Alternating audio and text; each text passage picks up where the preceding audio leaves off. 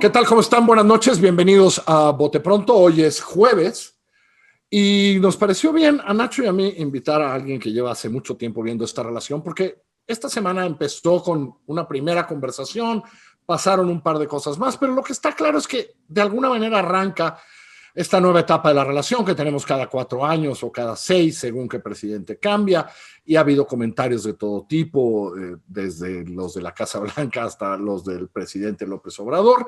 Y entonces, Nacho, la idea es pues, tener una conversación con Guadalupe de dónde vemos que puede avanzar esta nueva relación. Y cuando digo nueva, no solo, creo, pongo una primera hipótesis, no solo es por Biden, sino porque la situación con la que llegó Andrés Manuel López Obrador cuando estaba Trump era muy diferente para López Obrador y para el país de la que es hoy, después de pandemia. Nacho, arranca y le damos la palabra a Guadalupe.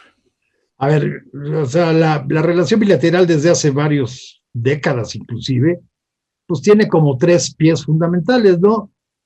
Migración, tratado de libre comercio, seguridad y crimen organizado, son como los ejes fundamentales, ¿no? Ahí eso abarca todo, pero también cosas muy, muy específicas. Entonces, ahí para abrir un poco la conversación, Guadalupe, bueno, eso fue lo que se trató de alguna manera en el encuentro virtual de hace poco, pero realmente, ¿qué se afinó de esa agenda y qué se replanteó o cuáles son las perspectivas, digamos, en donde puede haber cambios o más bien o continuidad en esa agenda? No sé tú cómo la veas, Guadalupe.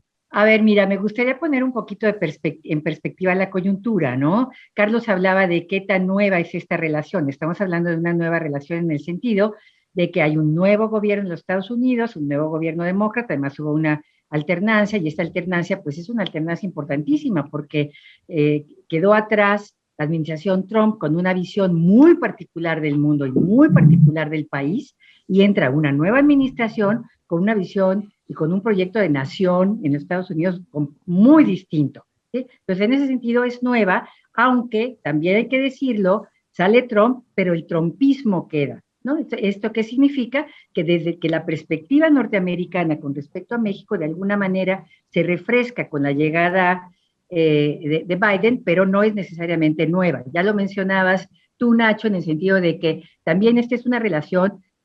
Yo diría que es una de las relaciones estructuralmente mejor ancladas que hay en el mundo. ¿Qué es lo que nos ancla? Primero, la frontera.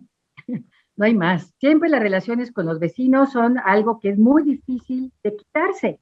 Entonces, necesariamente es una relación resiliente porque los vecinos estamos obligados a entendernos de alguna manera, aunque nos caigamos gordísimos, ¿sí? Pero en segundo lugar, está muy anclada en una institucionalización, y esto viene. Allí sí hubo un salto cualitativo y muy importante en los años 90, que fue la firma del Tratado del Telecán en su momento, ¿no? Y ahora se transformó en el TEMEC. Pero la transformación entre el Telecán y el TEMEC sí trae cosas nuevas, muy importantes. No es lo mismo. El TEMEC, para empezar, no tiene una concepción explícita de América del Norte, que sí tenía el TEMEC.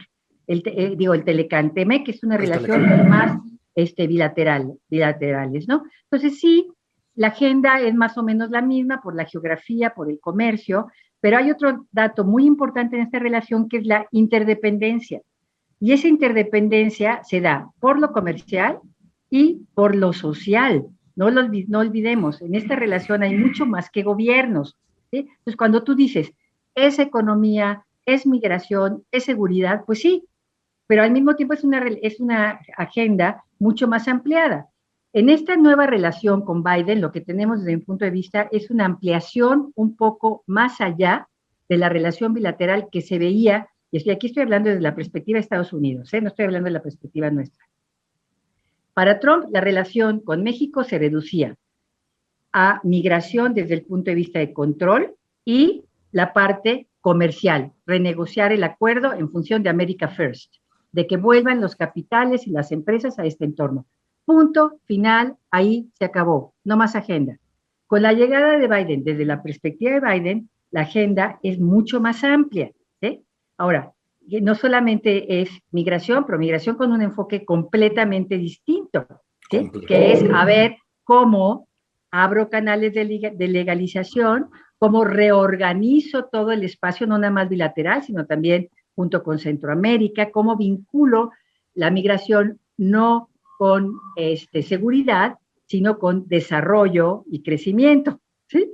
Entonces, el panorama es muy, muy distinto, al menos desde la perspectiva de los Estados Unidos. Y aquí hay una cosa interesante porque, estrictamente hablando, en esta reunión, si algo de lo que no se habló fue de la otra pata de la que tú se hablabas, que es seguridad. Ahí veo que estamos en un momento en el que será necesario reconstruir esa relación, porque ya desde finales del año pasado esa relación ya venía, digamos, haciendo agua, ¿no? Desde antes de que entrara. Sí, pero lleva años. Pero ahora Cienfuegos, García Luna. La Ley de Seguridad Interior. Nacho. Creo que se planteó la agenda amplia con la perspectiva amplia. Y yo simplemente añadiría dos cosas o quisiera precisar dos cosas. Lo de seguridad es obvio, digamos que se omitió. Y a lo mejor ahí me remito al tuit de Marcelo Ebrard, que decía, finalizaba, sabiduría para procesar las diferencias. Entonces ahí hay tanta diferencia que mejor en no hablaron al respecto. Y con todo y lo general, cuidadoso y todo que es el comunicado, yo creo que información que ha venido saliendo después y en la misma reunión, sí fue una agenda muy centrada en migración, y no solo en el replanteamiento general humanitario que tendrá Biden y cómo nos acoplamos y Centroamérica, sino en cómo atender lo inmediato, porque ahí yo siento una enorme paradoja.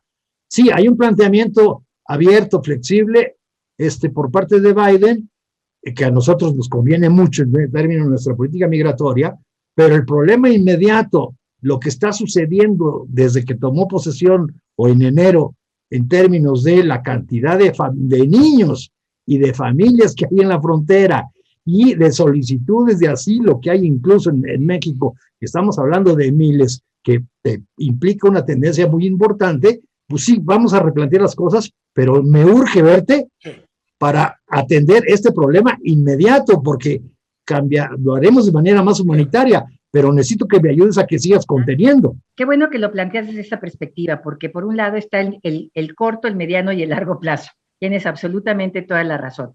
En el mediano y largo plazo hay una oportunidad importante de convergencia en materia de migración que ojalá, ¿no? Digamos, se avance lo suficiente, ¿no? Va a haber algún tipo de cambio en los Estados Unidos, pero va a venir a cuentagotas, ahora sí que por pedacitos o en cachitos. No va a venir el premio completo, ¿no? Eso me queda clarísimo en cuanto a los esquemas de legalización.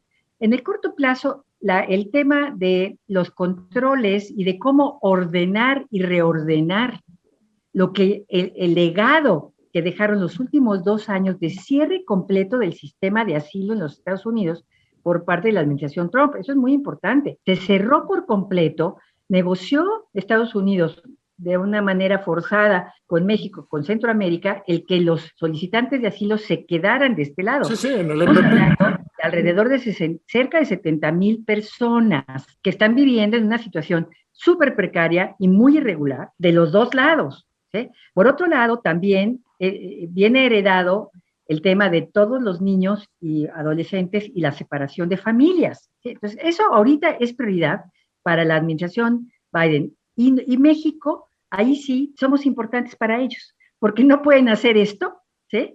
Porque para empezar, parte de las personas están aquí, ¿sí? O cruzan desde acá. Y ahí me parece que México tiene una capacidad de negociación que tendría o que podría utilizar, ¿no? Me parece que ahí se podría vincular para una modernización, ¿no? Una visión distinta del manejo y de la infraestructura a lo largo de la frontera. Urge infraestructura, pero no solamente infraestructura de cruces, sino también de protección. Me parece muy importante. Hay una parte que planteó el presidente, que es el trabajo temporal.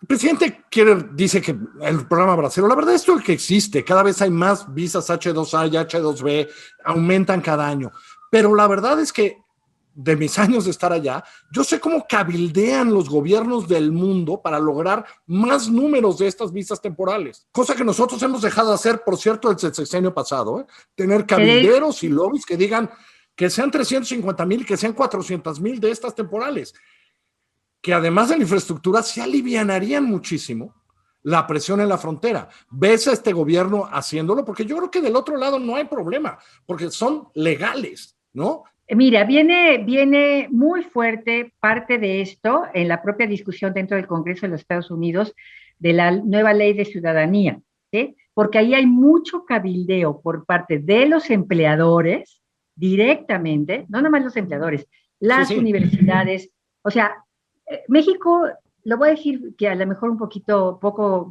correcta políticamente hablando, pero no le tiene que invertir tanto a ese cabildeo porque ya tiene cabilderos profesionales allá, ¿sí? Que son las partes interesadas. Sí, no, estamos colgando de eso. ¿Tiene a César Chávez en la oficina oval?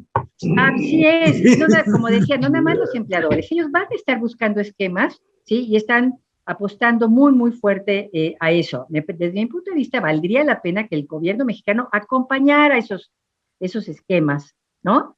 Y particularmente, por ejemplo, hay áreas como en el sector salud, donde se podría hacer muchísimo, porque hay muchísima necesidad de enfermeras o de médicos bilingües para atender a la población allá en los Estados Unidos, y ahí hay otra área de oportunidad.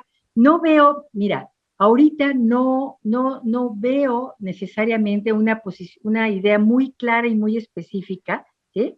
de cómo aprovechar esto en este momento. Pero es una ventana de oportunidad, como tú dices, y aquí lo que sí veo dentro del gobierno mexicano es cierta indefinición, sobre todo porque hay dos visiones distintas. Quienes dicen es que si se mete México, mal, porque va a despertar a los trompistas.